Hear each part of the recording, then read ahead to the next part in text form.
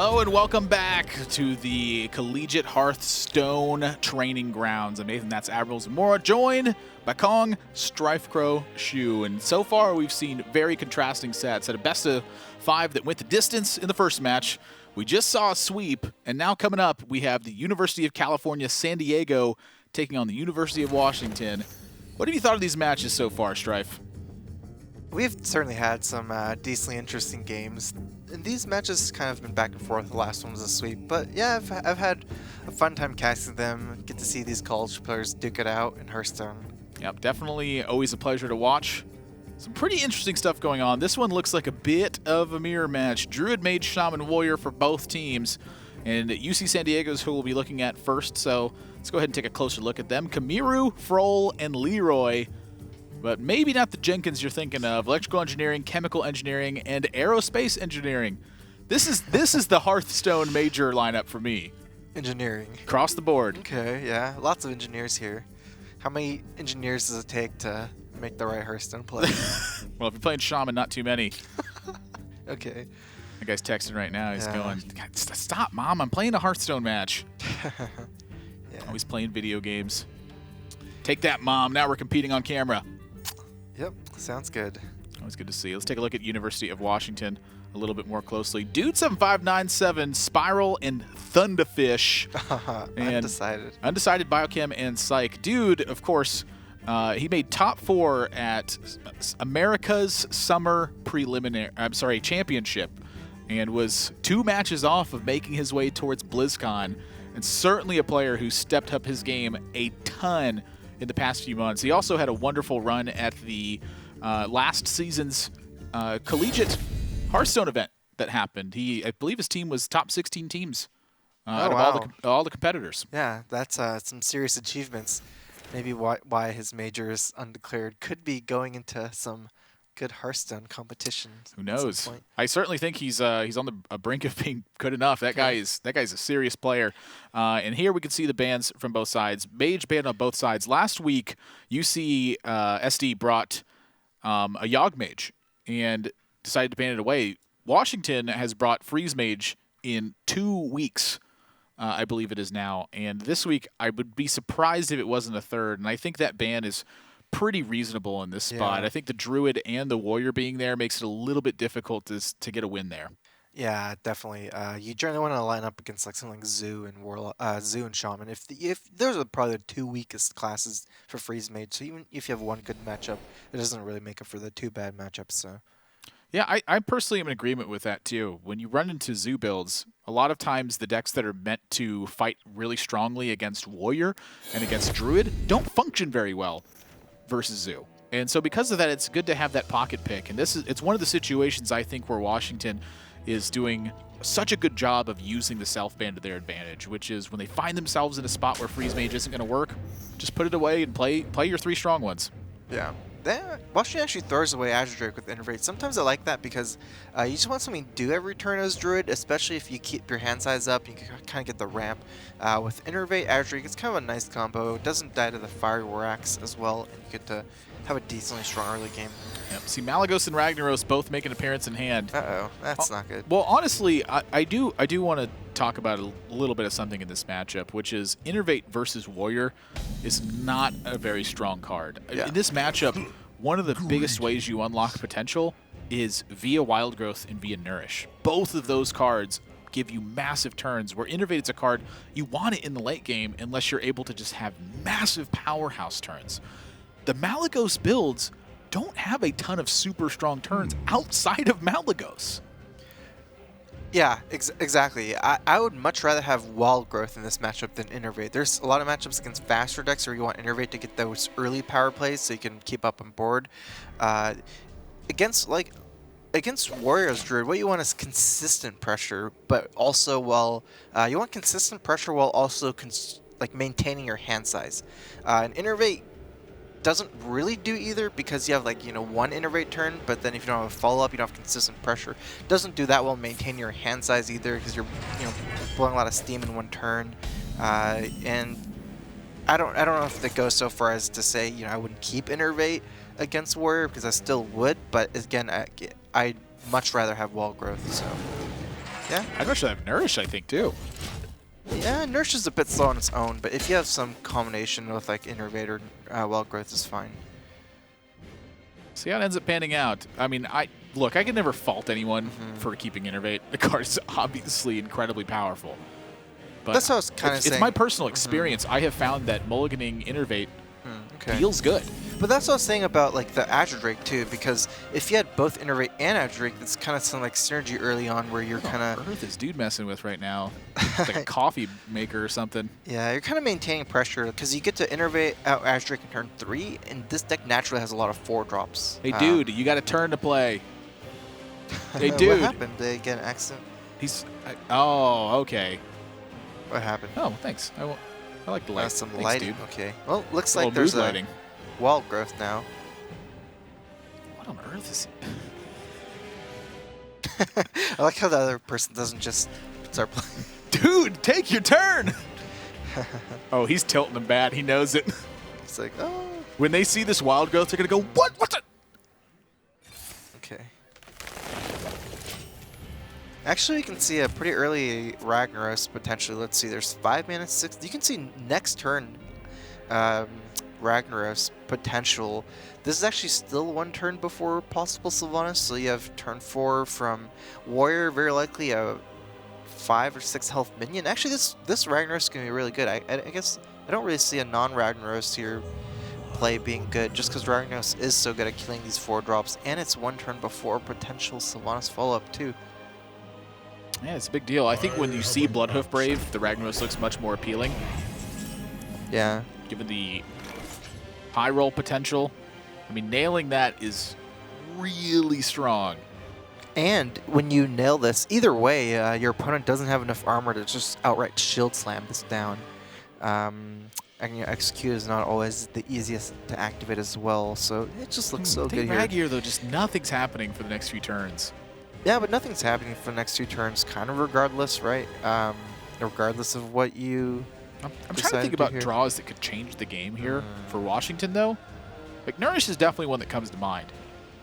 Nourish is definitely game-changing. You would Nourish for cards, and you have at that point now you have a nice little combo hand you can do. Exactly. Like, if they drew Nourish next turn, you can still Ragnaros and top deck Nourish. I think I like the Ragnaros too much. Just when it hits the Bloodhoof Brave, you feel so good about this.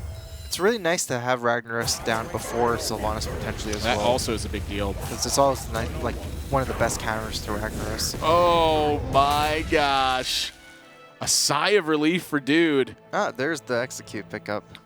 Hey, you know what? That's 3 cards for 2. Sure, it's not still bad. Not bad. Yeah.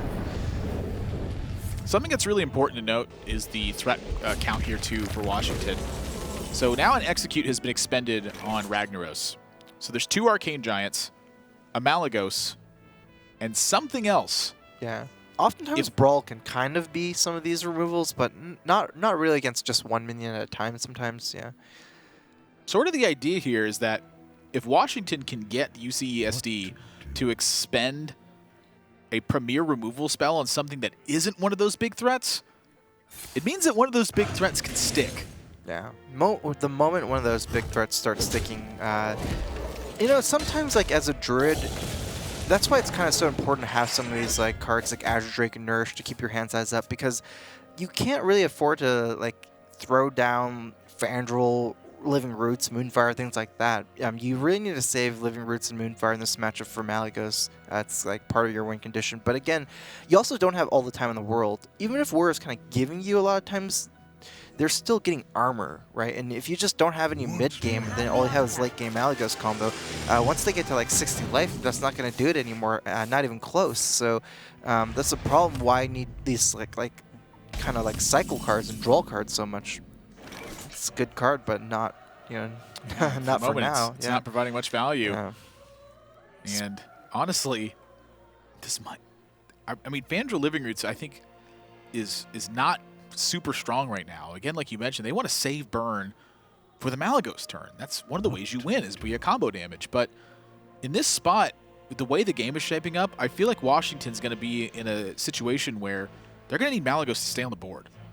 And if that's the case, you need to find a way to force removal from San Diego. You need to find a way to draw cards, and you need to get in chip damage. I feel like you need a way to maybe even beta Gorehell so you can play Harrison cycle it, because that's the minion, that's the weapon you want to target, right? Gorehell. You don't want to target Fireworks in this matchup, and you really need that card roll from Harrison Jones right now.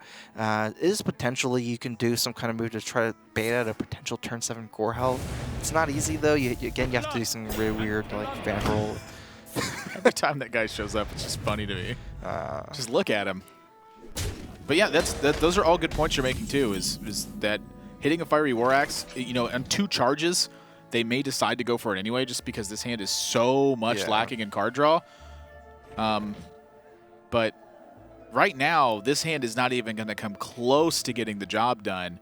And honestly, Arcane Giant, it's okay right here, but this is not the greatest position for it. Typically, you want this guy to be alongside a lot of things, not just be an 8-mana 8/8. Yeah, there's 10 armor here, so you have to feel worried about Shield Slam as well.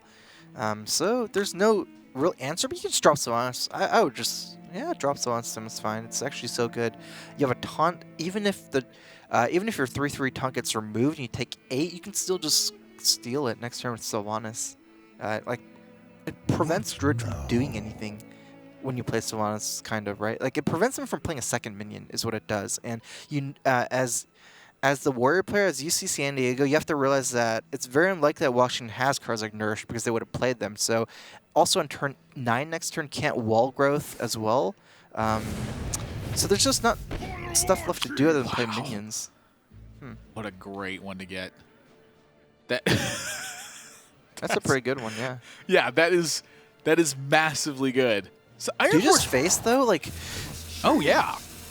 I mean, you could blood and double trade, but you're winning the race at this point. That's how much damage. That's 10 damage. That's 27 life. That's a Pyroblast. I don't like trading here. Yeah, I like face. I like Sylvanas more than this. Giddy up. But I wonder why they played this move instead of Sylvanas. Is there a better time to drop Sylvanas than against this giant? You're not trading anyways. It's not like they took the line to remove the 8/8. So why not just play Sylvanas instead of the know I think portal? I think given the life total that UCSD is at right now, that they may feel comfortable taking some damage in order to force value from Sylvanas. So in this spot, say the Dread Corsair gets killed and 8 damage gets pushed and another minion gets dropped alongside of this. Oh, and then you drop Sylvanas? Yeah, it's a big risk. It's very greedy, but when you have this much life, it's not unreasonable. Now, the thing about it is that comes with a big risk. That big risk is Malygos burst damage. So I'm curious to see how this ends up panning out, because I'm in agreement with you. I think the Sylvanas was a lot stronger here, even despite the fact that they got a Korkron Elite. Yeah, and also, you would just expect that, say Drew drops another big minion here, at that point, if you drop Sylvanas, they can just start trading the stuff into your other, because your board's so wide now. They have so many other minions to trade for that you're still not really getting a great Sylvanas anyways. Oh, Malygos comes down here, going for the. Just cleaning up the board pressure. Yeah. I don't expect to see. Wow. Okay. Well, this is mighty interesting. Again, this is kind of one of the reasons why Innervate's not the strongest this matchup. It gets used doing stuff like this quite a bit. But this play is really interesting for Washington. At this point, they felt like they were so far behind they had to make something happen, or let it just die to Grom. And then you see San Diego, now suddenly the Sylvanas looks massive. They just saw 2 burn spells used on minions, which means they know the burst damage from hand isn't quite there. They have plenty of time to make sure that they can steal something here and make sure that it's high profile. You also know there's no Moonfire, because if there's second Moonfire, that would have been played instead of Innervate Living Roots, right? On your Elise. So there might be swipes here for damage, because that's the main thing. I believe the swipe. Swipe here takes something, though. Exactly. Oh, yeah. It's actually, you have too much spell power. You can't even play around the... You have to kill the Sylvanas with the swipe. Nourish is a bit late, but still welcome. Definitely still a good draw. Turn is so weird, because if you... This board state so far is setting you up to get your Malygos stolen. Yeah, I mean, honestly, that was exactly what UC San Diego wanted too. Was a situation just like this one. I think this one paid off in spades. Oh, man. It was a little bit better than they could have hoped for, I imagine, but I see a disaster scenario coming up. Okay, so there's 2 options here. You can just flood the entire board with 2 minions like Fandral, Arcane Giant go all in, and then hope they don't have a brawl or something. Or I feel like you have to probably take the Malagos straight into Sylvanas, right? Like Malagos Hero Power down Sylvanas after the Nourish. Like you can't just both hit face and then 5-5 goes into 8-5 and steal Malagos, right? That's no way, I think. Okay, wait. They're hoping for the Fangirl steal. Oh. Wow! The Fangirl steal happens. This is a brilliant move from Washington, honestly. So this is a gamble here. Okay. But if it succeeds, Washington gets to stick Malagos. Yeah. And UC San Diego kind of can't. It's really hard for them to have execute given the way that they played this game. And so they draw it here. But that's what the one that's kind of brutal is that they drew it. Washington, I think, made a read here that there wasn't an Executor Shield Slam in UC San Diego's hand and wanted to rely on that Malagos sticking to get this job done. But now, instead, the board is clear. They're at 15. UCSD is at 50, and they and have your Malagos is gone. Yeah, and your Malagos is gone. And so that's not really that big of an issue. The Malagos being gone is one of the threats. But now at this point, they have to get something stuck to the board. Yeah. And that's going to be difficult. Yeah.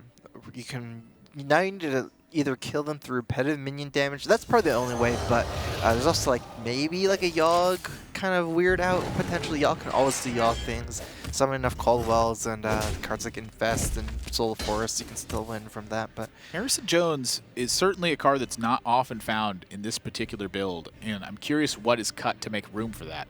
And if I have to think of a card, Yogg Saron is certainly one that comes up, but we saw it in the Mulligan, I believe. I think it's maybe either Gadgetzan, Moonglade Portal, Second Fell Rage, Moonglade something Portal, like that would be the one that's cut, I imagine. Yeah, if you anticipate playing against Shaman and Control Warriors, the Moonglade Portal presents way less value. Yeah. It's a good call. Okay, goes for the blood. Yeah, they're going for the high-value brawl here. Oh. Whoa, my gosh! Wow, that's a massive payoff.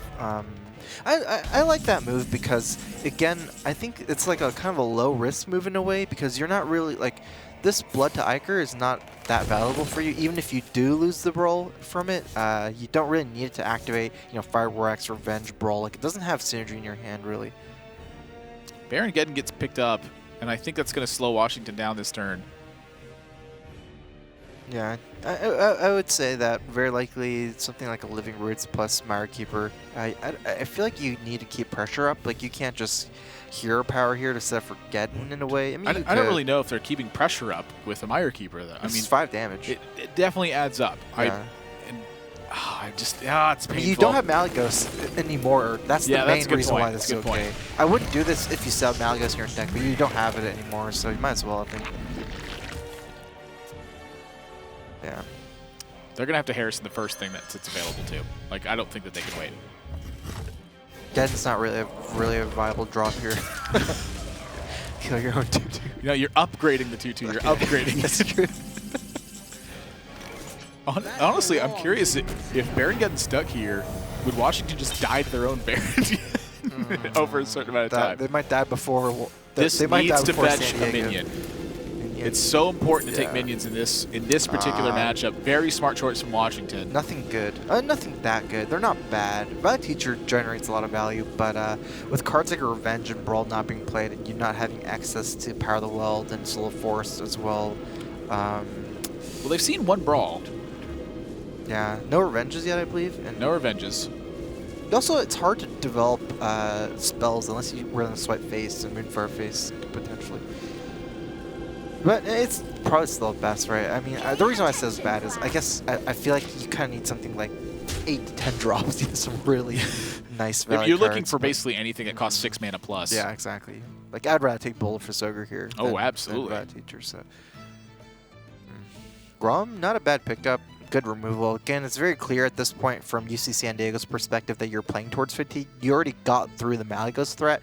The deeper you force Druid to wait and dig into their deck, the less valuable Yogg Saron is, since it very likely draws them a lot of cards, pushing them into fatigue. Even though Washington's at 15, I don't really see... I think I like just Grom for removal at some point. Maybe you don't have to use it this turn, but I still think it's more of a removal thing than a lethal thing. Oh, yeah. Grom has very much moved towards just a very value minion card at this point. I mean, look, in this situation, this was a 10-4 that dealt 4 damage to a minion. Yeah, so that's a totally reasonable card. Yeah, based out of... Well, actually, it might very likely has to be Geddon here, right? Geddon is another threat here. Whereas if you swipe, what are you gonna do? Like push damage with the 2/2? It's only that's not enough damage. Maybe you just have to get and trade in Hero Power Faith. Do you like it getting? It's kind of the last hurrah, but consider wrathing to cycle and then getting anyways. Most likely, just dig deeper. If they don't play another minion, you can't cycle a Wrath, and you kind of need more threats. But there's just not very many threats in the deck anymore is the problem. So you're kind of just cycling into fatigue, right? Yeah, I mean, it's a tough spot for them either way. I mean, the fact that they have Baron-Geddon is kind of what represents that extra threat that I was talking about, something that can stick to the board. So this is 9 damage a turn that's potentially coming here, but it is chipping away at their own. And I don't think that matters as much since UC San Diego is not really playing much in terms of just high threats, but here with the Ravaging Ghoul pickup, free to now just kill the Baron-Geddon by tanking it, and suddenly Washington is in a rough spot. do you use everything on this Baron-Geddon? Because that's using 2 points of AoE damage on 1 minion, and potentially you can save that 2 points of AoE damage for also the next minion, perhaps. They decide to save it. I guess because they have 50 life, maybe just, let's wait 1 turn. Also some brawl potential by waiting. Well, there's a 5/4, so 5/4 is still a reasonable sized pickup. Yeah, just pretty unlucky with these Raven Idols. Yeah, they're just looking for anything that costs in the 6+ range. Yeah. It's not even playable here, right? Because of the Geddon, kind of. No, it's not playable. But the Geddon is alone, I think, enough of a threat to eventually get UC San Diego to do something. So having a strong individual threat when their hand is very likely, you have a read that it's not something like Execute or Shield Slam. Maybe AoE cards like this. Ooh, Gorehell. Harrison Jones being to override your Fiery Aura. Oh well, it's better than the. Well, I'm curious if they just attack face. Like if they just go face with the Fiery Aurax. But then you can't attack with Gorehell in this 7/5. Well, no. So you go face with the Fiery Aurax, put them at 11. They hero power to 12. Baron-Geddon puts them to 10. You attack them face Fiery Aurax, sets them to 7. Geddon, they go to 8 from hero power. Geddon sets them to 6. You Gorehell and attack them in the face. Don't you think? And you take 27 damage over the course of that, and you're at 39 with the hero power. So you could just literally race it with weapons if you wanted to. Do you think that's a good idea? Yes, I think that's a great idea. What about this taunt here? And this? They play that, you get to just Ravaging Ghoul revenge it. Oh my god. That's a very creative line for a control deck against someone that's potentially fatiguing out very soon. Oh, they're not going for it. Okay. I mean, I'm going to be honest. I like this play more for winning. I don't. I think there's 2 swipes. No, it's guaranteed lethal. You said 29 damage over 29 plus the swipes and the Moonfire. I can see you just dying before they die. You got to make a choice at some point, Like maybe you kill it, but okay. Get them. I tell you what, when you attack them to face, they know something's up. Yeah, they do. Even the Heckler's not that good here. Because it just dies Gorehell. That's a problem with you ever using Harrison Jones in a non-Gorehell weapon. Kind of had to be done in that situation, but, eventually Karma comes back and bites you. Yeah, I mean, the Fiery Aurax and the situation that Washington was in, it was a force from UC San Diego. But that's the value of forcing stuff, is when you get to these longer game scenarios, that's it. Washington knows there's no threat potential left. And they're going to scoop it up. A very decisive game number 1 for UC San Diego. And that's the first game loss that University of Washington has had. Oh, okay. Yeah, 6-0 before that. Yeah. And so UC San Diego came to play today. And once again, just a fantastic performance in game number 1. I feel like a lot of this was a victim of the draw here for Washington. But that particular pan out is something I experienced a lot when I was keeping Innervate in this particular matchup. When I started pitching it away, I noticed my win rate went up a little bit. Now, granted, it was pretty close to about the 52% mark, which I don't think reflects the actual matchup. I think Warrior's still pretty favored in that one. But the point is, you get a better chance, I think, by finding Nourish, by finding Wild Growth, and unlocking bigger turn potential. Yeah, I think I can get behind that somewhat. I think I like to see them keep it because of the Azure Drake, and also keep the Azure Drake. And that way you have less of a risk that you just fizzle out like that in the mid game, because the Azure Drake's cycles, and it's another threat. I like it with the Azure Drake too, and one of the reasons I like it so much is because it's turning Azure Drake, which is normally just a value card, into something that's a reasonable threat. That's the kind of card that can force something from UC San Diego in that spot. And if they get a force from, say, a shield, like Shield Block, Shield Slam, that's a premier removal card that's now been used on an Azure Drake. And that's one less that gets used on an Arcane Giant. Yeah, if you think about it, Innervate Azure Drake turns Azure Drake into a 3-mana 4/4 with spell power. So like 3-mana Ogre Mage, basically. Because they're still only using one card Ogre Mage instead of 2. Ogre Mage. I really like the idea of just an Ogre Mage. Not even Ogre Magi, because he's got the 2 heads. It's just called Ogre Mage. It's like a 3-mana Mage card. What's it do? It's a 4/4 spell power. That sounds pretty imba. Oh, yeah. Production in here has let us know that Ogre Mage would certainly be a 3-mana 4/4 that says spells have a 50% chance to hit the wrong target. Keep up with the Ogre theme. Yeah, that wouldn't be so good anymore, in my opinion. That'd be a cool card, though. You know, like, imagine if Mogor the Ogre affected spells. Mogor the Ogre had some potential to be something greater. He's kind of underwhelming. I feel like you know what they need. You know what they need for ogres? They need to have like a tribal name for ogres that says ogre like dragon and stuff, and then like some kind of like Mogor the Ogre could have been like give all your ogres +3/+3. So like some kind of like big ogre lord. That'd be cool. Ogre Lord. Ogre Lord. Ogre Lord would just be the greatest card name in the history of the game. Shaman versus Shaman, and this is one that I was really looking forward to talking about because Washington has been doing such a good job of piling this deck, but here they're just going for rolls and throwing together the prayer hands. You have to, and it's not even it's not an awful one. I feel like you can potentially think about attacking because of this one, so you can use 2 charges and the 1/1 here. I think it's largely because of the Maelstrom portal as well. It starts setting up some pretty easy kills. But UC San Diego, there already is a bit of a twist on this one. We've seen Flame Wreath Faceless take a backseat in almost every single one of these lists so far. Oh, they have Flame Wreath here. I think not a great card in the mirror because oftentimes it gets hexed, and that's a 3-mana for 6-mana trade oftentimes. But it's always okay. I mean, if it doesn't get hexed as well. I definitely like the attack here, even if you get kind of like quote unquote like punished by Healing Totem. I don't think it's all.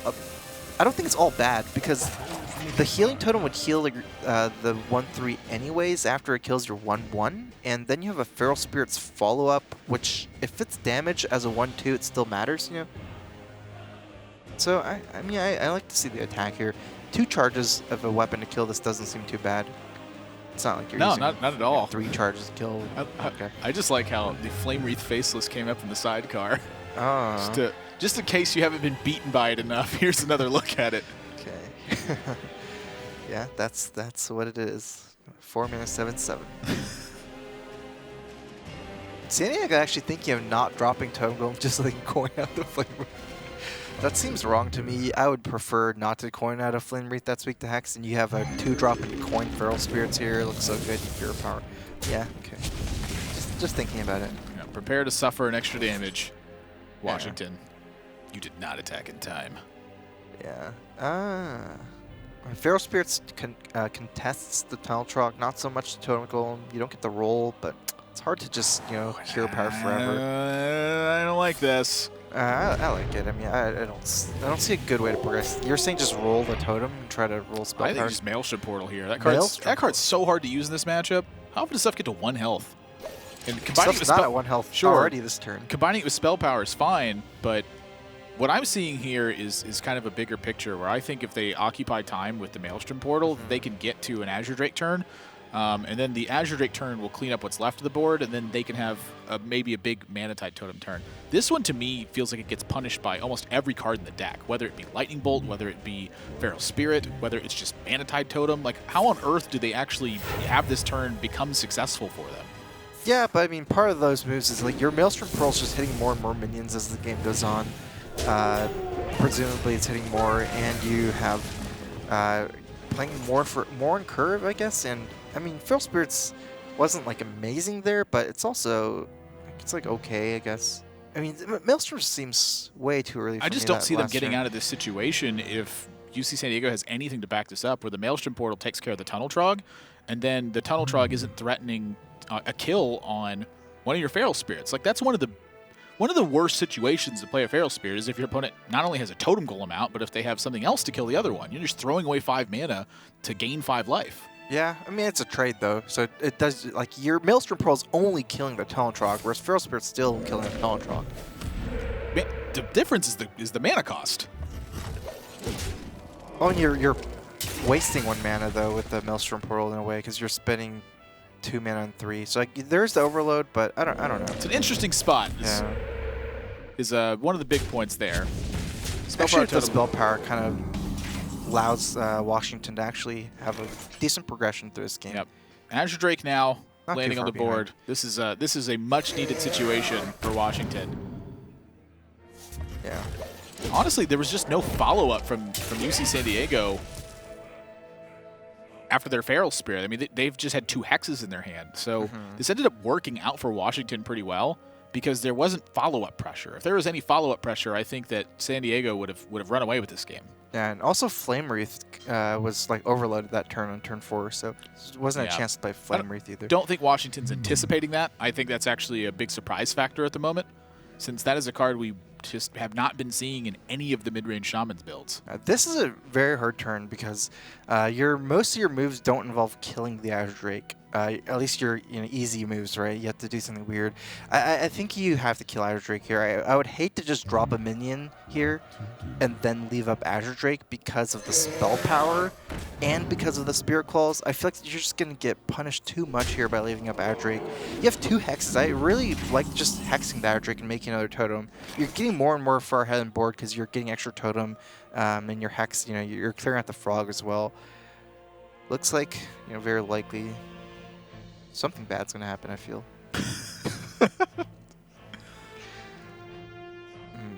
This is kind of a peculiar turn. Yeah, I think Maelstrom Pearl here is fine. Every non-Maelstrom Pearl here is like kind of either leaving up the opponent's Azure Drake, which is very scary as well, or taking like a bad trade like Azure Drake into Azure Drake and just losing your Spirit Claws spell power unless you attack the 0/2. But Maelstrom Pearl is good. It allows you to clear the whole board. You have a 4/1 left over as well. Have some nice moves with it too. Is there a situation where Teletrog, Manatide, Maelstrom? Something like that. You like the Manatide here over the Feral Spirit if you're going for the Tunnel Drop? I like it more because the thing from below turn 7 gets another totem set up. Yeah. It's Maelstrom Portal first. Fairly weak roll. Take out the Azure Drake. It looks like Tunnel Trog and Feral Spirits. So Washington favoring the board development over it, but this is possibly one of the big punishes that they're going to take this game. UC San Diego has Maelstrom Portal and Lightning Storm. I'm curious if they're feeling enough gusto to roll for spell power or if they want to just guarantee it with the Maelstrom Portal. Yeah, I guess they're not rolling. It would be a bit ambitious.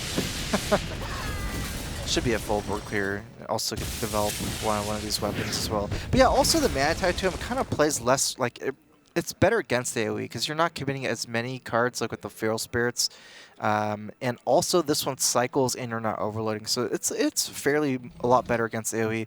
Might be too weak to Fire Elemental if you're kind of too weak and Fire Elemental just kills your Manatide. I feel like you still have decent.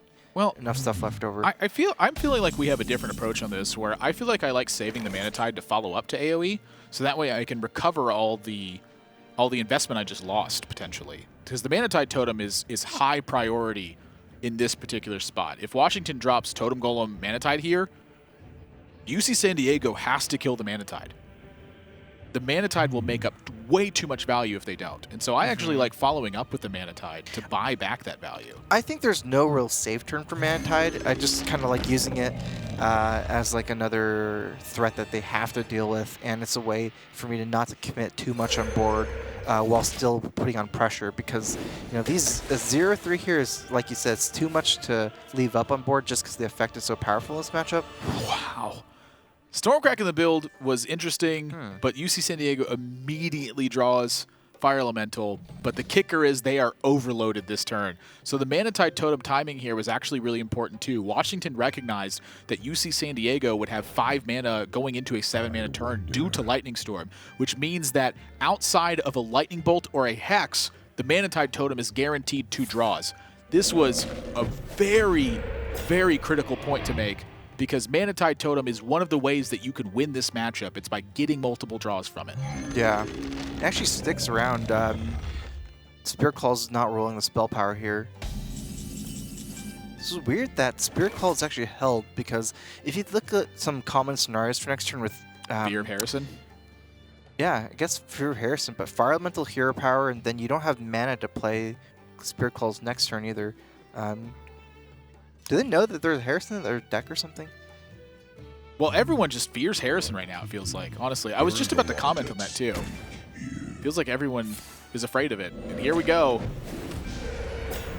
And the Taunt Totem to help. I mean, Washington, they played around the Fire Elemental, but now it's forcing the Fire Elemental. And if the Fire Elemental comes down, there's no Hex available. Yeah. Which means that UC San Diego is about to have the game snowball because they have 2 priority threats they have to take care of right now. I think you have the Hex instead of Fire Elemental. Maybe you just even they're just leaving the Manatide alone. Yeah. And this is a mistake. It should be a second Hex here, I think. Because in this spot, the Manatide Totem is going to go crazy. I think a second Hex is worth it over this Flame Wreath. You're overloading again. At this point, it's just way likely that your opponent has Hex. Not to mention there's a 5-1 against a 7-7. So even if there is no Hex, there's very little payoff, right? Because they can just trade a 5-1 in plus, one other little spell. And they won't even trade the 5-1 here. Washington recognizes that there's no AoE in San Diego's hand. They would have played it. And so that's Washington's ticket to start pushing damage. They've seen the weak turn. They have the card economy. It's time to end the game. Even has a thing from below here. This is 14 damage a turn. I think I don't like killing the egg here. Killing the Runic Egg would hedge against Flame Tongue Totem, but Flame Tongue is incredibly ineffective in this spot. And also just gives them more chance to draw AoE. So has a ton of cards already drawn, and just look at the hand size difference now. So hard for San Diego to come back into this.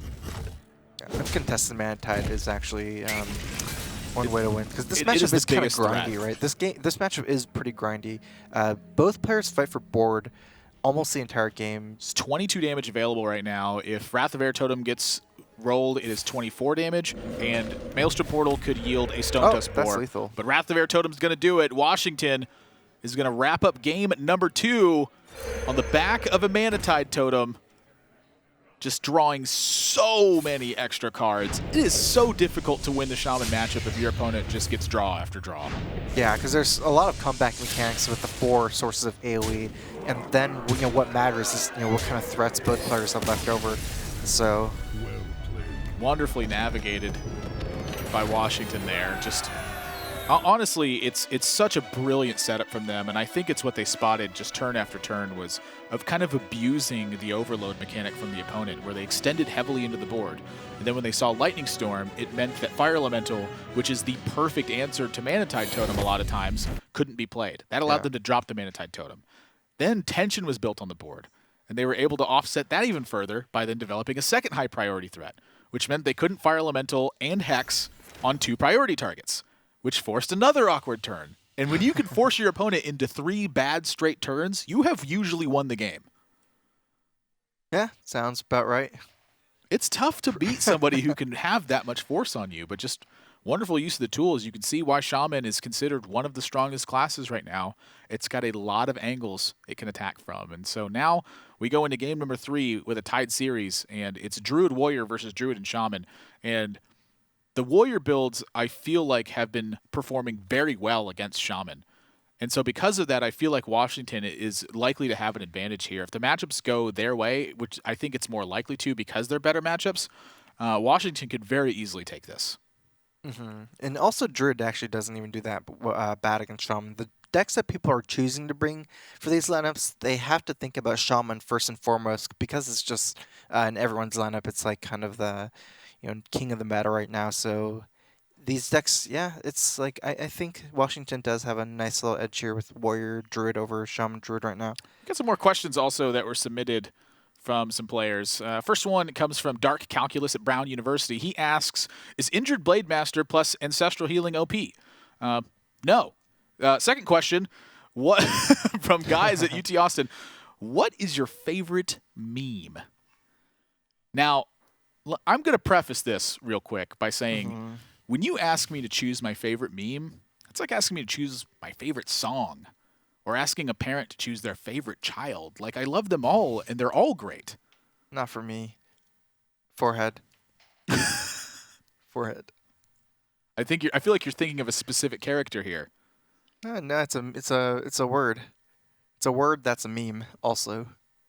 Oh, I'm thinking of the Ben Brode thing, where when he starts laughing, everyone just loves it. Okay. That's what we're going 2 different directions here. Yeah. You don't know Forehead, the meme? I have no idea what you're talking about right now. Wow. Okay. So you're not a master of memes like me. I'm not a master of memes. I'm 31 years old, and I live in a tiny little city where nothing happens. You could have fooled me because I thought you were... God, you confounded kids these days. I thought you were more into memes than me. With your young whippersnappers, with your memes, with your memes. But yeah, these guys are getting set up for game number 3 right now. They are swapping out on accounts. A lot of times these college students, they have decks built across the accounts for the team. And so it takes them time to go through the log process in order to get set up for the next one. So that's what we're waiting on here. But this matchup, honestly, I got a feel here for UC San Diego. They very handedly beat the Shaman build from Washington. Washington very handedly won the mirror match. And mirror matches, I feel like a lot of times are very telling of the skill edge a team can have. Where that wasn't a matchup where they won it because they drew a better hand.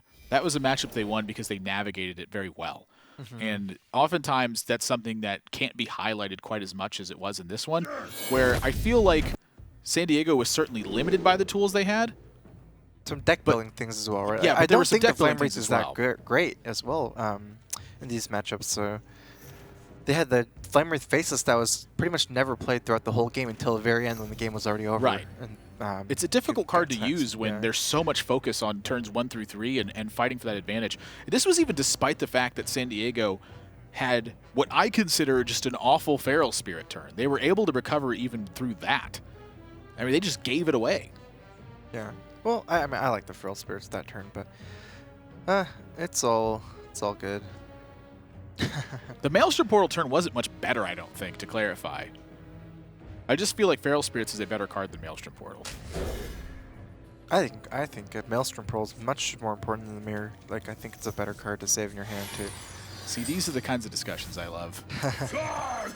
Tunnel Trog opening for San Diego, UC San Diego, who also has Harrison Jones in the build. Washington's fired up the Warrior, and we're off to the races. A couple of early tools here for Washington, nothing too major. But this matchup, unless you get the Tunnel Trog Totem Golem opening, it is usually a slow start. Yeah, I actually like keeping Harrison opening hand this matchup because against Warrior, it's not actually that important for you to curve out. Like, you can actually get away with toteming a lot early against Warrior. It semi does okay. Looks like a N'Zoth Warrior here. Yep, they played N'Zoth Warrior last week as well and had a very successful performance with it where they were able to get to such a high life total versus Murloc Paladin that there was no way for the Murloc Paladin to win the game. Yeah, it's pretty cool. Actually, I'd like to point out one thing about having like an early opening here instead of Hero Power is even though like Hero Power is actually very annoying for Warrior, you can set up like pretty much all 4 totems pretty quickly, and it's not really worth it for them to use Fire War Axe to try to keep up with your totems. One of the problems with that is that you have a board that doesn't do a lot of damage, and the moment you start playing these big minions, that you start getting very weak to Brawl.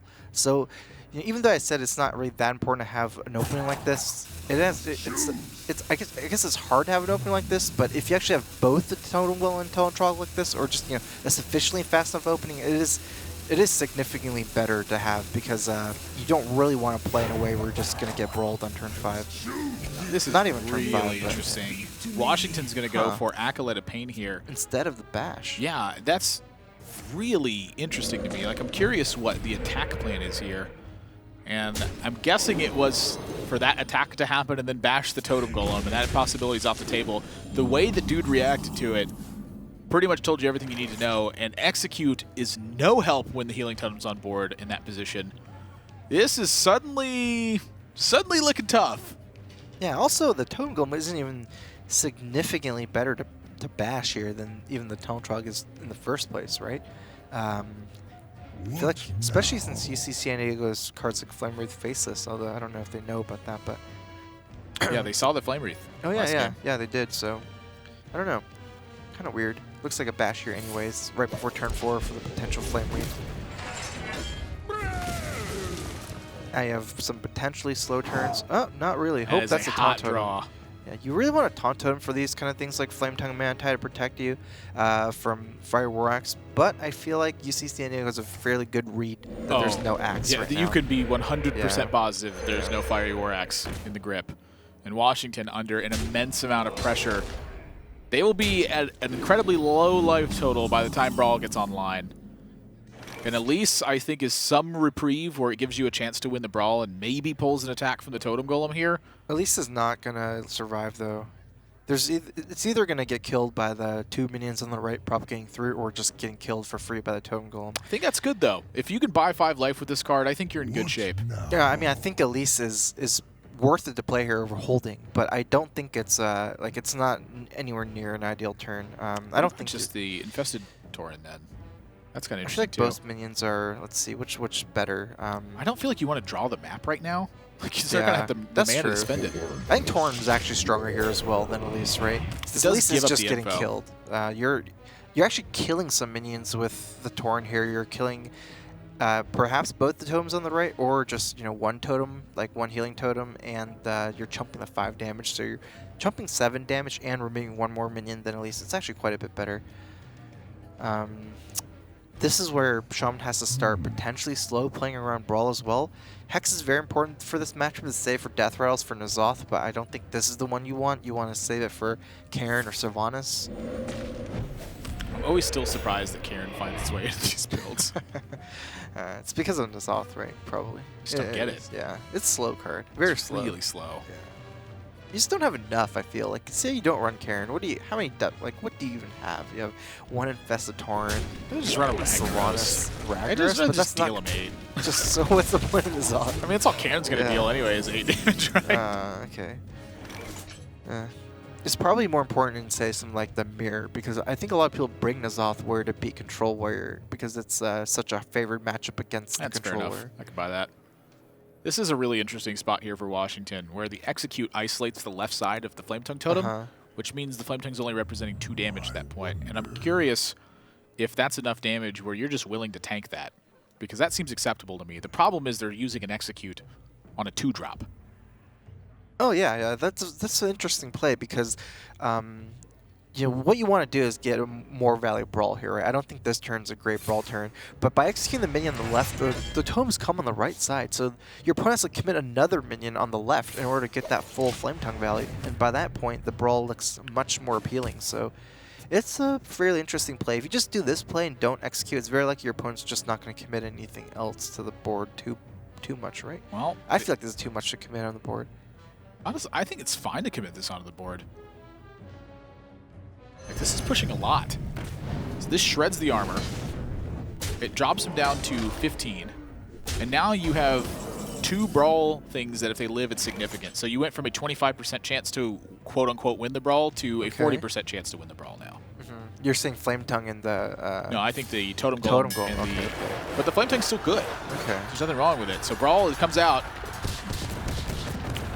I tell you what, I thought that was the Searing Totem as the last one out of the Brawl, but it's the one that lives. So Washington lives to fight another day, but it is immediately met with Thunderbluff Valiant. That's the other thing about Fire Elemental, is it forces the Brawl into Thunderbluff Valiant here, and I think that is a wonderful spot for UC San Diego. Yeah. I mean, I guess the reason why I thought it was okay is because I feel like you're kind of forcing the Brawl regardless, because that's still 14-ish power without the Fire Elemental, I feel. So, all right. It's looking rough.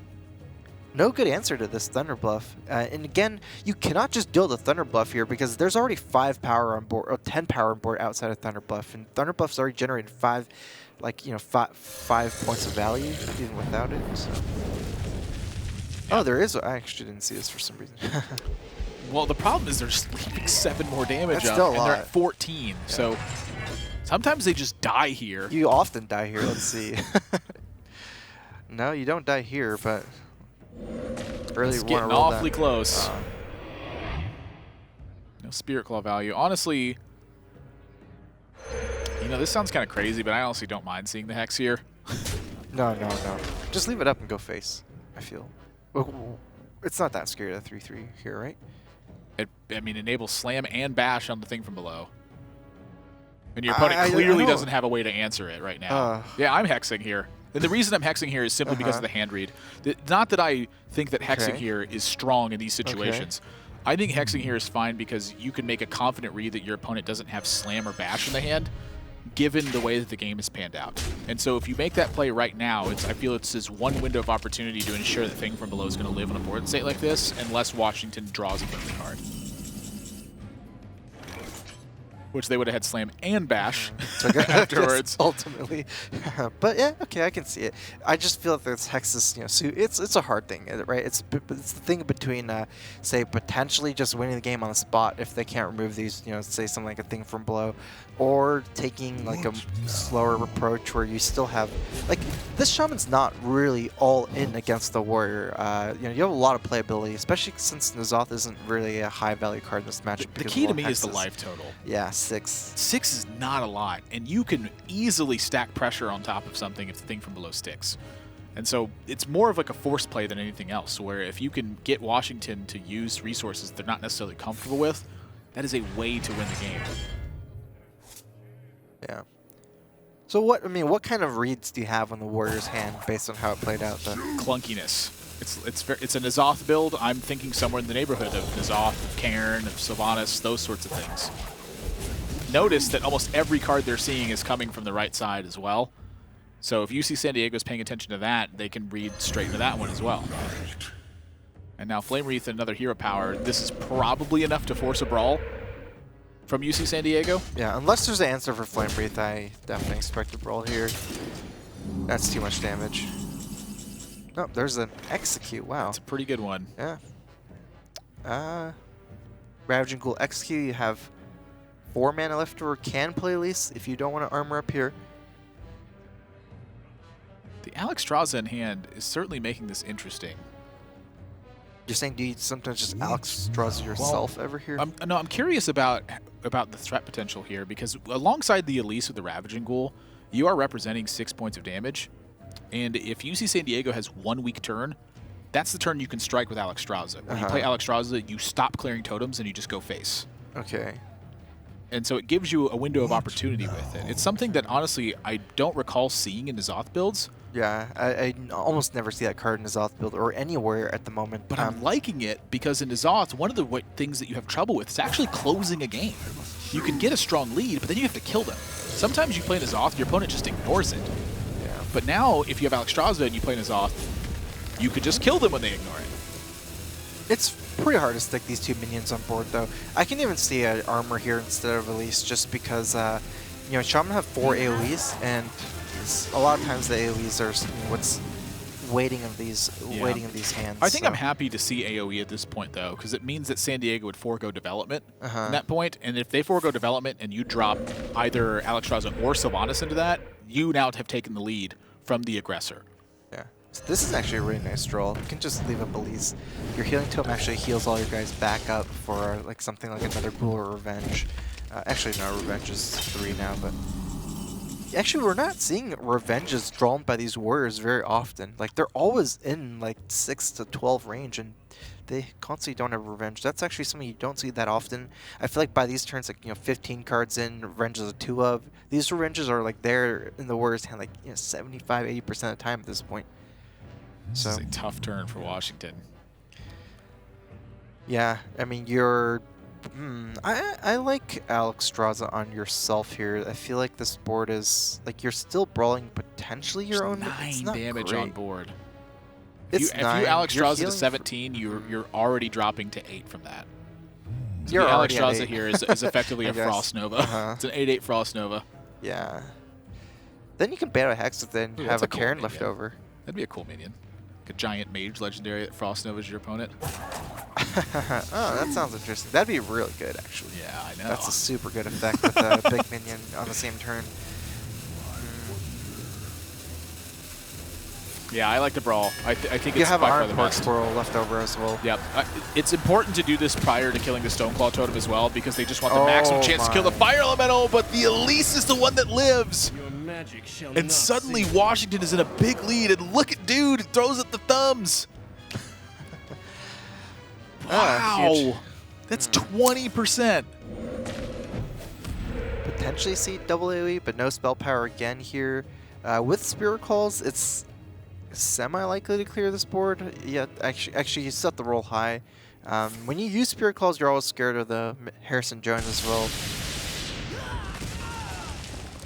So potential board clear with Spirit Calls. I do expect Spirit Calls to come down here.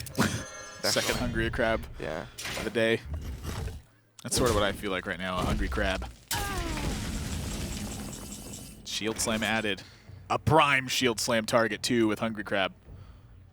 I feel like I like Alex here more than Karen. It just feels like they're both around the same thing for Hex. It's probably better for your Alex rods to get Hex than Karen because of N'Zoth, but also it's just a little bit more mana efficient. Like you can do Karen with other stuff easier in the next turns depending on what you top deck. I would tend to agree with you here as well. If they draw anything in the 4 mana range, it's also much safer, better. Right? You can die. You're only it's what, like you don't have that much health, like 12 health. Well, Flame Tongue was an excellent draw here for UC San Diego, and if they don't roll spell power, I think. Oh, and you get the Taunt Totem. This is some of how powerful some of these like cards like Flame Tongue and Thunder Bluff are for Shaman, because I've even seen like cards like Thunder Bluff and Flame Tongue be able to grind out like post Monkey for Elise, just because if they can just snowball totems of Flame Tongue propagate through, or just like have Thunder Bluff and just keep making these totems, all these like cards like Karen, just no matter how grindy these high value minions are, you can beat that with just one simple Flame Tongue totem. Shield Slam is certainly going to change that, and Fireworks picked up alongside. This is the kind of spot that Washington needed too. Is at this stage they needed to draw cheap stuff. Now the question is, what is that card in San Diego's hand? If UC San Diego has a Harrison Jones, Washington could very easily get bitten by this. So if that's the case, is the Sylvanas or the Cairn better if you're going to drop the Fiery War Axe in the event that you get punished by Harrison Jones? I think it's fairly similar. I'm looking at for Cairn here just because they can trade for Sylvanas easily. Maybe Shield Slam the Flame Tongue Totem here, but it looks like saving the Shield Slam here. Okay, I can see this line. I was thinking really if you do this line with the Shield Slam on the Flame Tongue, that way you kill a Taunt Totem and you can kill another thing. Whereas, if you just play Shield Slam and don't play the Fire War Axe. This is really dangerous because now they're not even guaranteed to kill the Flame Tongue Totem here. Like if armor gets shredded and another Taunt Totem got rolled,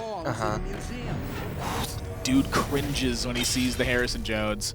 Oh. That's some nice taunts to protect. You can just leave. You can just ignore the Cairn with all these taunts and just keep hitting the face. Oh my gosh! The board has been such a massive turnaround in one turn.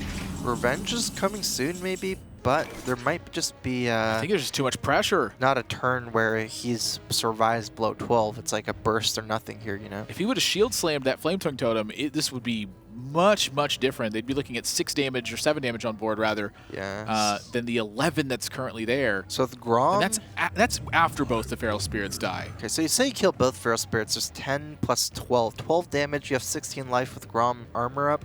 I think it's 12. If you roll an Azure Drake like a spell power, it's 14, 2 damage. Lots of lethal opportunities for UC San Diego against the Grom armor here. I don't see another move you can do other than Grom armor.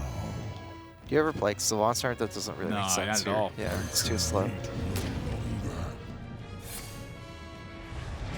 With Sylvanas Armor, you actually just die to any spell power.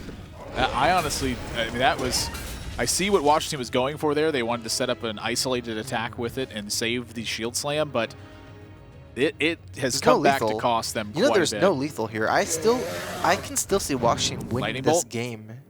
Oh, never mind. Lightning Bolt is 100% lethal right off the top, and Washington slumps in their chairs afterwards. UC San Diego takes a 2-1 lead. I was about to say, like, these revenges are coming soon, and this board's not easy to trade for, right? So if you just go all face, get revenge, and cleared everything, but looks like the Lightning Bolt saves the day. So the turn with the Flame Tongue Totem is really unique, where if they shield slam the Flame Tongue Totem, they lose 2 life because they can't armor up then. You're actually losing 2 life because the Flame Tongue's representing 2 damage as well, or even 4 damage, I believe. Yeah, it was representing some amount of damage. I'm curious how this ends up panning out, because I don't want to say that shield slamming the Flame Tongue, or not shield slamming the Flame Tongue is a mistake, because they have another plan in mind, and I'm not quite sure exactly what the plan is.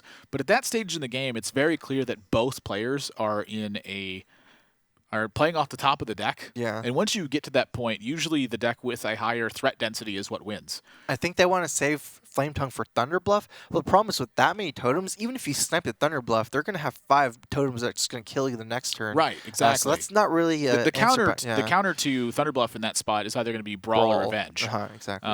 Not a Shield Slam, in my opinion. So Shield Slam may be aimed more towards Thing from Below, but again, Is Thing from Below even better than Flame Tongue? You have a Sylvanas in your hand. It's not even a stronger minion than that as well. Flame Tongue. Yeah. So there's a lot of things going on that turn where I'd be curious to see what their thinking was, or hear what their thinking was on it. But frankly, I'm Shield Slamming that Flame Tongue Totem. That thing is massive potential, but it's 2-1 lead now for UC San Diego. They have officially handed Washington both of the game losses that they've had in this event so far. Can they make it a third one? Yeah, we'll have to see. It's also the fact that you just lose all your armor, right? So you can't get this thing. So it's like you lost the Shield Slam anyway. All right, let's go to the one more game. Good old Druid Mirror match. A Druid Mirror. Curious to see how Washington will mulligan this one. I've heard a lot of players just drop Living Roots, right? I'm sorry? You just drop mulligan. Like mulligan it? Well, I've heard some players say it's not better to mulligan it because of the way it offsets the tempo when you're going first. When you're going second, they say that mulliganing it is 100% right because when your opponent's missing Wild Growth, they're just hero powering it. But when you're going first, your opponent now has to think about how much damage they're taking. Yeah. So it buys so much more damage when you're going first than when you're going second. But it's fireworks for both players. UC San Diego has Wild Growth, Coin, and Fandral. Washington has got Wild Growth and Innervate. Some pretty good hands, actually. Any Wild Growth hand is fairly okay. UC San Diego actually has some threats, though. Oh, never mind. Now Washington has some nice threats as well. That can be a very early Malygos potential. And again, Malygos in this matchup, because of the lack of removal for him sometimes, is actually a nice tempo play. If you can get to 9 mana really quickly and just stick a Malygos and then just start next turn, swiping stuff and wrathing, that's certainly a feasible option. Yeah, it does depend on the board state to a certain degree. Yeah. If UC San Diego has minions out by that time, it's going to be a different thought for Washington. But if they get to a relatively safe board state and they drop Malygos, that is a threat check where there's only a handful of answers for UC San Diego. One of them is to have enough damage from hand that you can kill it, which is usually expending 4 cards, or they need to have mulch. And so if either of those situations don't exist, it means that Malygos succeeds. And so I honestly believe that is something they're looking forward to here. Step number 1, though, is dealing with Fandral. Yeah. A swipe is pretty good. I'm kind of leaning towards... well, there's also Innervate Geddon, right? Yeah, that's a really interesting draw. Innervate Geddon, I feel like, can get punished by a couple of things, like namely Wrath Living Roots, which are 2 fairly low-value cards in this matchup. So I think I'd like to just see Swipe and then Hero Power here. Would you Hero Power instead of Wrath here? Because even though Wrath is really nice, this hand you kind of want to draw some cycle cards like Nourishes and I think they're slating this for turn 7 Malygos is why. So if you turn 7 Malygos, you have the Wrath to follow up. That makes sense if you're going to do that. There's also another risk of playing Malygos early is if you're playing turn 9 and they're already in turn 9, they can just Malygos and kill your Malygos with some spells like a couple Moonfires or whatever. So 3 draws for UC San Diego, and I mean, I gotta believe Washington's going for it here. It is a check for mulch. If there's no mulch, Washington will win the game, and if there is a mulch, they have a chance to get refunded, and they have Arcane Giant to follow it up. So to me, everything spells Malygos here. And if they're innovating, it is definitely Malygos. What? Arcane Giant. That is. I don't know. No, I don't like this at all. Okay. I don't like this at all. It's still hard to deal with. It's not nearly as hard to deal with, in my opinion. I don't like this. I think if they Malygos here, it is GG. Now suddenly, it's this board state. It's a pretty good draw. If I knew I was going to draw Azure Drake afterwards, I also would have played Arcane Giant. Okay, because it does 8 damage instead of 4. So even better. You don't get to cycle the Wrath here, though. Oh, he's thinking of cycling. That's crazy when you're that far ahead. 3/3 worth... No way. You have to kill it. You don't cycle here. Did he cycle? No.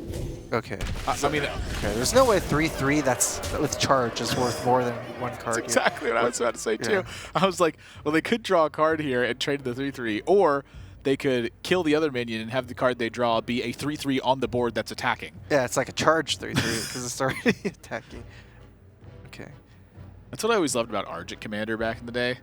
Everyone played Azure Drake, and you would kill their Azure Drake with Argent Commander, and then people would go, seems pretty good. And I'm like, yeah, it's just another Azure Drake, except the card you drew was a 4/2 on the board.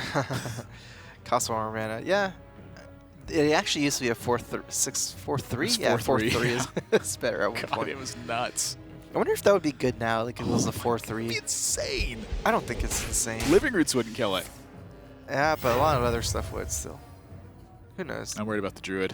Okay. All right, well, that's clearly a swipe as per the animation here, but so now that they've seen so much damage, here's another thing too, though. It's actually kind of brilliant from Washington in hindsight because they force the damage onto the Arcane Giant, which gives them a read on UC San Diego's hand texture, and now they get to drop Malagos, and there's no damage left in hand for UC San Diego. I strongly feel about Malagos here. I feel like now if you don't drop Malagos, it's pretty crazy when you're this far ahead. It's a 4/12. Your opponent does not have Yogg mana yet, so they had to do something like Innervate Yogg to make a comeback here, or I guess having what, like Mulch plus some other stuff. Yeah. Do you know how common Mulch is right now for Druids to run? It's sometimes a one of. Okay. Now there are times where tech choices come in, but I feel those are tournament moments, like big tournament moments where Dude actually ran 2 copies of Mulch at America's Champs to specifically fight this matchup, and that's going to do it. Washington's going to take game number 4. And so game number 5 is all that's left. Power plays for days from Washington. The old Wild Growth, Innervate, and lots of threats hand. Yeah, Malagos sticks around, wins them the game. I honestly have to disagree with the sequencing on it. I think it makes sense either way. I feel like if the Arcane Giant gets mulched, it's almost just as bad for you as if the Malagos gets mulched. No, that definitely makes sense because your Giant gets cheaper and cheaper as well. Right. And it's it makes either way it makes sense. Plus, I feel like when you get Malagos mulched, it more often produces Malagos than anything else getting mulched. That's my personal experience with it. I am 2 for 2 on mulching Malagoses and my opponent getting a Malagos. I've actually run into similar experiences, but not with Malagos. A lot of times the minion they mulch just gives me that exact same minion. I have some very memorable experiences with Ancient Shield Bearer, the warrior card that they mulch, and I just keep playing another one. That's a super annoying one. Who would mulch an Ancient Shield Bearer in that matchup?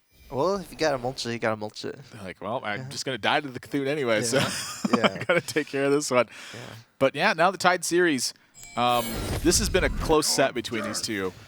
Honestly, I feel like I have to give the edge just to Washington in this one. The Control Warrior just so often dismantles this matchup. It's very easy. It's not easy, but it's very possible for Control Warrior to just get enough armor where they just don't die to Malagos. Another thing is actually N'Zoth variant's interesting because I feel like Druid has a hard time dealing with N'Zoth variant since, normally I feel like you kind of get best of both worlds with N'Zoth variant compared to, like, say, something like a Cthulhu Warrior compared to Control Warrior. Cthulhu Warrior generally has more threats, which is good against Druid. N'Zoth Warrior, you kind of have those threat densities with, like, cards like Karen and Sylvanas, and then obviously then N'Zoth. And you're not as bad against some other decks like Shaman because you don't have just too many Cthulhu minions. Yeah, I mean, I'm in total agreement with you. I think Karen does actually a pretty solid job at fighting off Arcane Giant just because it takes a lot of pressure off of your removal spells to get the job done. Where you could just run in Karen and then use a couple of utility cards and take care of it. You're not worried about Karen providing damage in the matchup so much as you are about just being able to efficiently use cards. Yeah. Also, it's just like N'Zoth himself. He's super hard for Druid to deal with. Once he starts... It's not just the 5/7. Well, alongside the other stuff, but I mean, oftentimes I think in this matchup, if you can land a N'Zoth on one minion, oh yeah, it's worth do it. Yeah, exactly. Like one N'Zoth with a Sylvanas or a Karin is generally good enough here, especially if you get just anything else like an Infested Tauren. Looks like Washington's thinking of if they want to play Firewax here. Looking at what happened in turn 1 Raven Idol and the fact... It's been 2 Raven Idols at this point. They went back-to-back Raven Idols. Okay. And both of them went for spells. And so this is a big contrast from what we saw earlier, where Washington was going for minions deliberately. Yeah, I think I like Axe. It's Innervate Drake is too scary, I think. Oh yeah, I love the Axe development. I personally always take it, and I never fear Harrison Jones. When they have the Miracle Harrison Jones, I take my beating. But the contrasting from the Raven Idol usage, I think, is really important here. Where against Warrior, one of the ways that Druid fizzles out of the game is quite literally not having enough threats to get the job done. And the whole purpose of Raven Idol for minion, the first time I saw this was done by Chalky at PAX Prime during the One Nation of Gamers event, where he had started fetching minions just to get extra threats. I've seen players pick it up since then, and I've seen it been used very successfully. Both Raven Idols have already been used. They weren't with Fandral. They weren't for minions. The threat count from UC San Diego is already lower at the start of the game. Yeah, but UC San Diego does have I think this is an okay hand. It's pretty unfortunate that Washington's already starting to pressure with the curve out here. Like, once you start falling behind in beats as the Druid, it becomes harder, and there's actually a follow-up with Coin Justicar here. But yeah, San Diego has had a good hand with, even though there was no walled growth or innervate, there was the Mire Keeper and then the Nourish. So those are nice important cards. Yeah, Gadgets and Auctioneer is also an interesting one to note here too, where the extra card draws, we saw Washington get to 5 cards while UC San Diego had 14 left. The Gadgets and Auctioneer is not always a threat in this matchup because sometimes you don't want to draw extra cards. You actually need more time so that your minions can connect if you get to that point. Generally for the Malygos variation, I actually kind of prefer just drawing as much as possible. Some of those other games that we've seen so far, they've gotten to weird spots with a Druid where they've actually just fallen behind and they had to use cards like Moonfire and Living Roots for just to stay alive. You can actually kind of see it even in this game because we're actually kind of has a nice curve. There's even a nice follow-up with Elise. So just all these like chunky minions, just throwing them out there, baiting out Druid spells is actually giving San Diego a lot of problems here. You might actually see some similar situations with forcing out some too many spells. Wrath that doesn't dig. Swipe now being used. It's delivering damage, and then at least the follow-up. So Washington very much taking the lead in this game. One more swipe deals with Elise, though. Then from there on, I think the threat counts are gone for a little bit, maybe. From there, we can see San Diego potentially having some time to maybe wait till turn 10 and then play Gadgetzan and draw as many cards as possible. Especially with Wall Growth comes at some point before then. Maybe an Arcane Giant turn 9 after the swipe. Yeah, Washington's best draws at this point are their Death Rattle minions. Sylvanas and Karin they'd be perfect timing right now because they would have just seen 2 swipes from their opponent. Karin is just going to be strong kind of regardless. But if they want to continue this pressure, one of 2 things is going to have to happen. Number 1, they need to draw all their Death Rattles for N'Zoth. Number 2, they need to draw the other big guys to get the job done.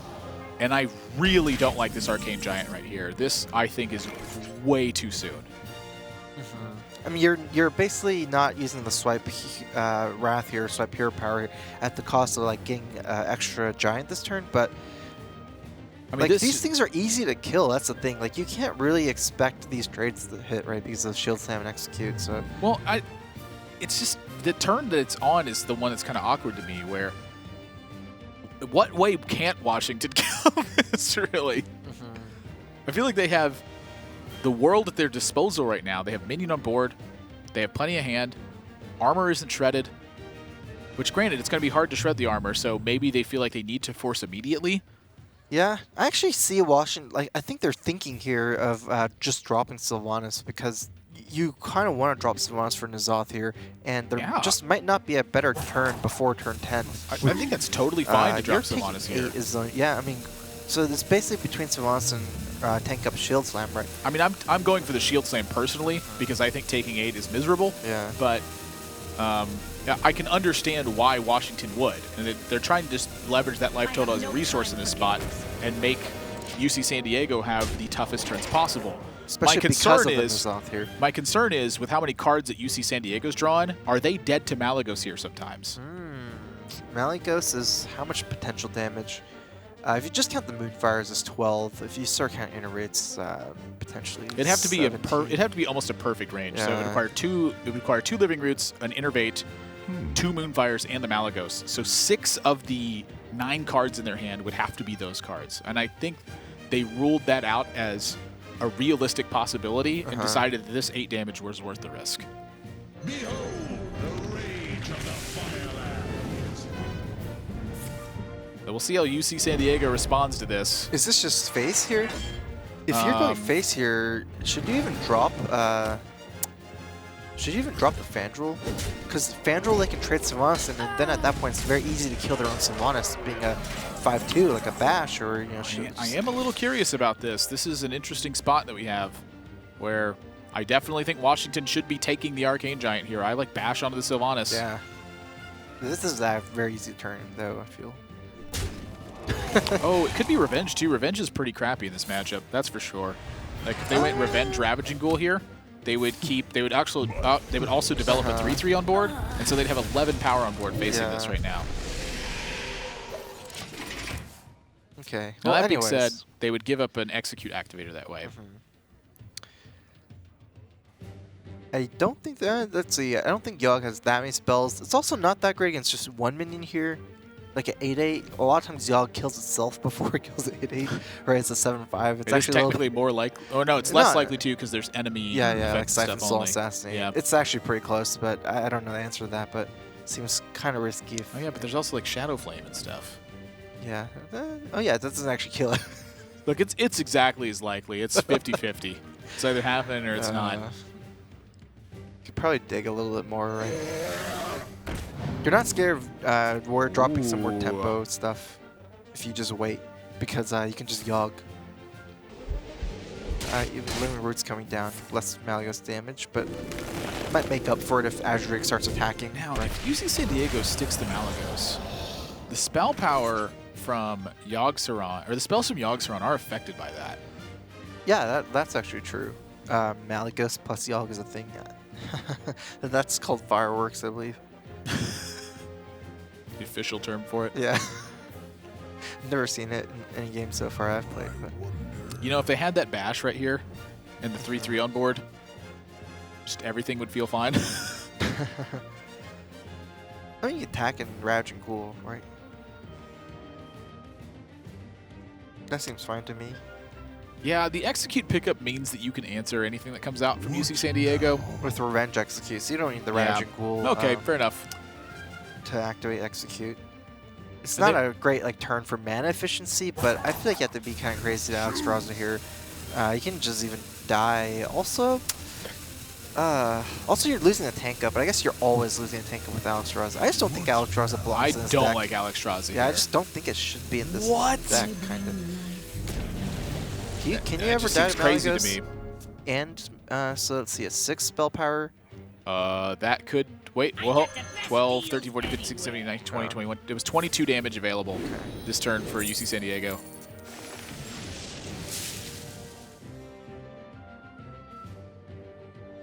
Honestly, I think the Malygos was still fine. Just hit him. At this point, I mean, I could see Just kill the Alex with it. I think you just want to save the damage, though. I can see either Azure Drake going face or just. I don't like Fel Rage in trading. I think if Fel Rage still go face. I don't know if they are trading. I think they're just trying to draw cards. Yeah.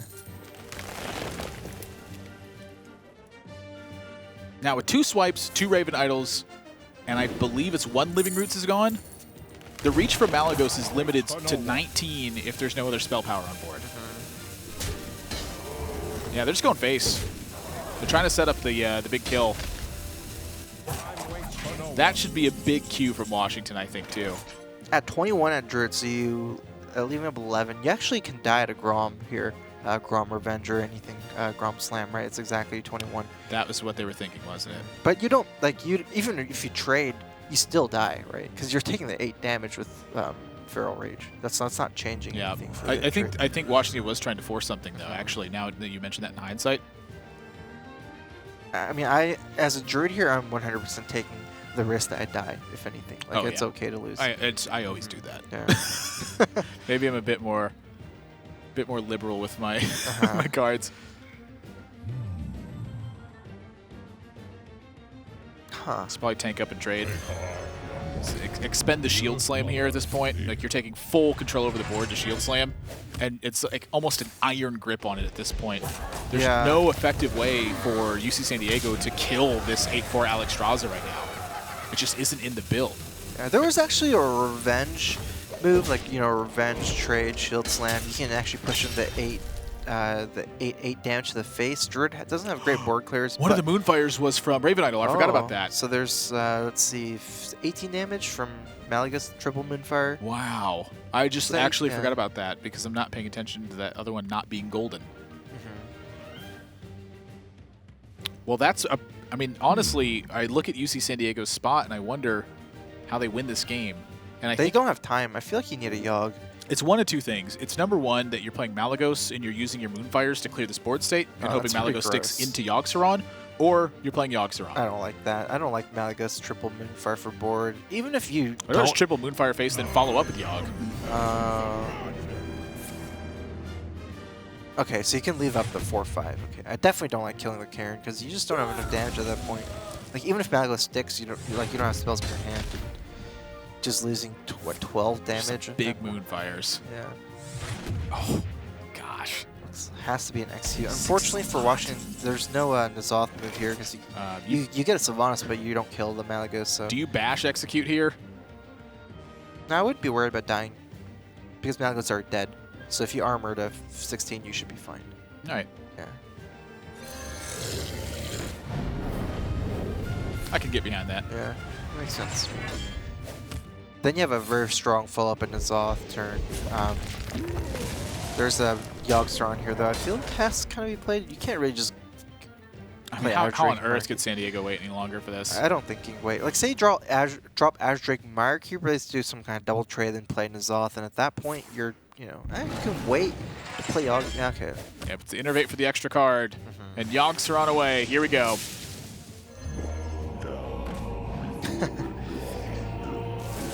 That Primal Fusion you love. Could be on Yogg. Oh. It's on Karen.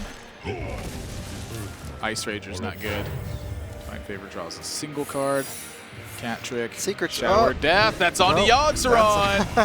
That's it for Yogg. It's a fist pump from Washington State. University of Washington there. Now you can play N'Zoth, and there's no Yogg to clear your N'Zoth. And you can't be that scared of dying at 15 with no Malagos, I feel. I think they wanted more information on this secret, which happens to be Cat Trick here. Is there a bad secret? Like, you play Yogg? I mean, play N'Zoth? I don't, like, does it matter? I think they have the game almost either way, is kind of my thinking almost. But, you know, right now, Washington, I feel they feel like they have a bigger win condition by just tanking up more than by actually getting threats out, which I don't necessarily agree with. Like, say Azdrake comes down with Swipe, and then you're dropping Yogg into their both board. swipes. That's the only. They've seen both swipes. They've seen both Raven Idols and both the spells from Raven Idol. I'm curious, like, maybe your opponent has a tech choice with like Starfall or something. I'm trying to think of a way they lose either way, and honestly, I just don't think you ever lose playing N'Zoth. Like, definitely not that turn. I don't think you lose tanking up either. Yeah. Okay. Just because they've seen just the amount of information they have. Of course, I say that now.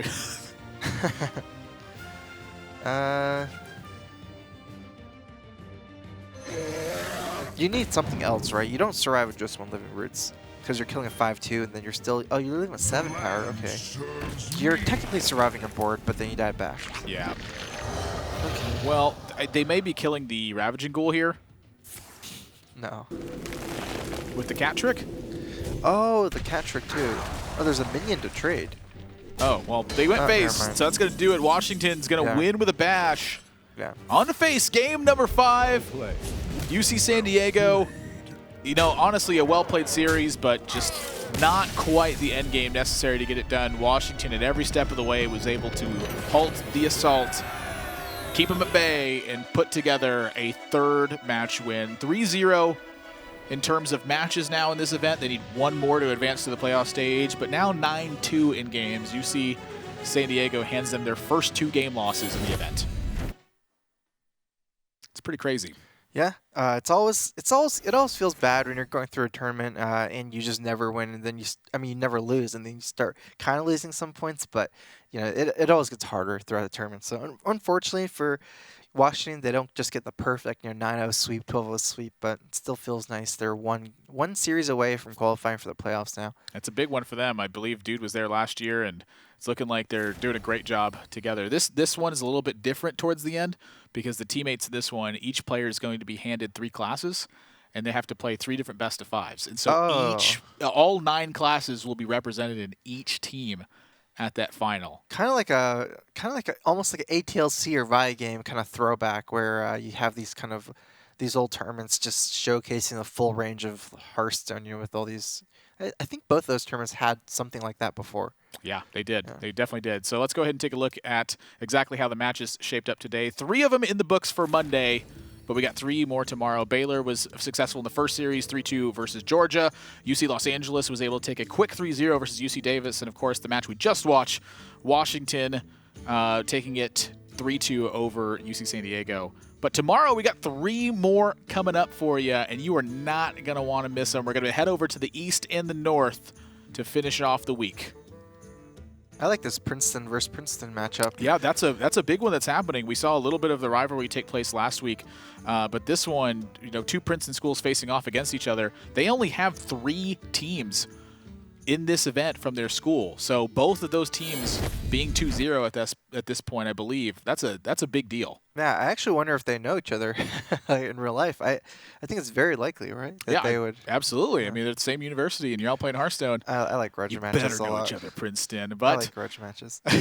that's gonna wrap up the day for us here. Of course, we want to take this time to thank our sponsors. We are powered by Twitch here at the studio. They are able to bring us this broadcast, and of course, a thanks to Gunner and Steel Series contributing to this $50,000 in scholarships these players are competing for. So that's going to do it for today, but 3 more tomorrow at 5 p.m. Pacific. For everyone here at the studio, for Strife Pro, and for myself, thank you guys for watching, and we'll see you tomorrow night.